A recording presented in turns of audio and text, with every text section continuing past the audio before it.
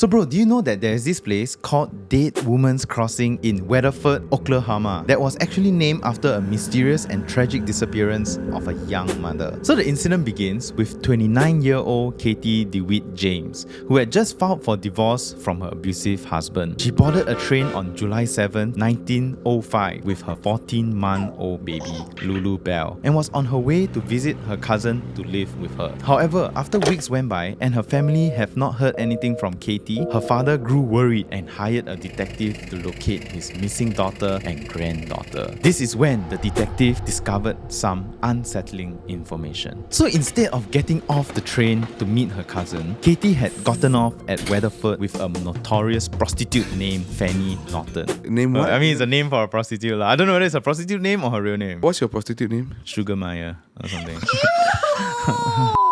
So witnesses reported seeing Norton take Katie and her baby for a ride near Deer Creek before returning with just the baby less than an hour later. And Fanny proceeded to leave the baby at a farmhouse before rushing back to Clinton, taking her 4 children and then disappearing. However, the detective caught her on 29 July and she was brought back for questioning. But during a break, Fanny went to the bathroom, swallowed poison and died less than an hour later. Katie's remains were discovered near Deer Creek. Her head was severed from her body with a bullet hole behind her right ear. So Katie's father identified her through her tattered but recognizable clothing, had a comb in her hair, her shoes and her gold wedding band. And after this discovery, they declared robbery, but it did not make sense to leave her valuable gold wedding band behind. So people also suspected that her abusive husband perhaps worked with Fanny to kill Katie, but no one knows for sure and her husband had an alibi. So until today, right, the mystery of Katie remains unsolved. So a lot of people also claim that her spirit haunts the bridge near the site of her murder, and reportedly at night you can hear the sounds of a woman crying for her child, as well as the sound of wagon wheels.